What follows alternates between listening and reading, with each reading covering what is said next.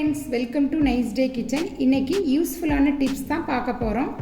என்ன தான் கிச்சனை நீட்டாக வச்சுருந்தாலும் பாத்திரம் கழுவுற சிங்கை சுற்றி வெள்ளையாக இருக்கும். போர் வாட்டர் யூஸ் பண்ணுறதுனால இப்படி வெள்ளை கரையாக இருக்குது. இது ஈஸியாக வீட்டில் இருக்கிற பொருளை வச்சு எப்படி க்ளீன் பண்ணலான்னு பார்க்கலாம். ஃபஸ்ட்டு கோல்கேட் பேஸ்ட் எடுத்து ஃபுல்லாக அப்ளை பண்ணிடுங்க.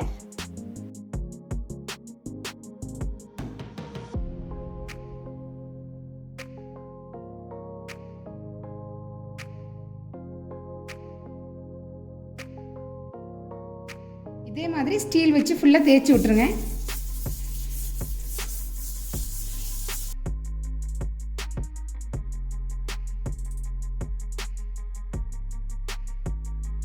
இதே மாதிரி ஃபுல்லாக தேய்ச்சி விட்ருங்க. பைப்பையும் தேய்ச்சிடலாம். இதே மாதிரி சிங்கு பைப் எல்லாமே தேய்ச்சி விட்ருங்க. ஒரு 15 நிமிஷம் நல்லா ஊறட்டும். நெக்ஸ்ட்டு ஒரு பவுலில் 1/2 டம்ளர் தண்ணி ஊற்றிக்கோங்க. 1 டீஸ்பூன் சோடா உப்பு, 3 டீஸ்பூன் லெமன் ஜூஸ், துணி துவைக்கிற லிக்விடு 1 டீஸ்பூன். நல்லா மிக்ஸ் பண்ணிடுங்க. இது எல்லாமே நல்லா காஞ்சிடுச்சு. இப்போ இந்த லிக்விடை மேலே போட்டுடலாம்.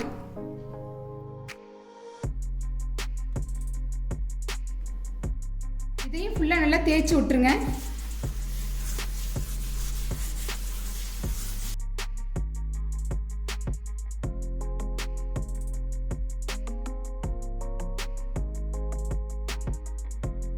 அந்த லிக்விடை வச்சு நல்லா தேய்ச்சி விடுங்க. ஒரு 2 நிமிஷம் நல்லா ஊறட்டும்.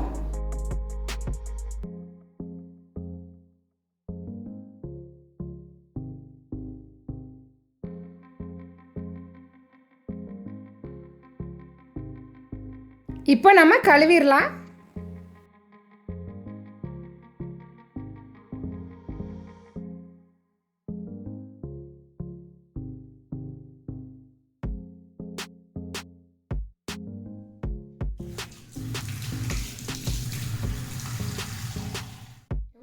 இருக்கு பாருங்க. எப்போவுமே கிச்சன் இப்படி நீட்டாக இருந்தால் நம்மளுக்கு எல்லா வேலைகளுமே சீக்கிரம் முடிஞ்சிடும், சீக்கிரம் க்ளீன் ஆயிடும். வாரம் ஒரு முறை இப்படி செஞ்சிங்கன்னா சிங்க் எப்போவுமே நீட்டாக இருக்கும். Wash basin, kitchen tiles, kitchen பைப்பையும் இதே மாதிரி க்ளீன் பண்ணிக்கலாம்.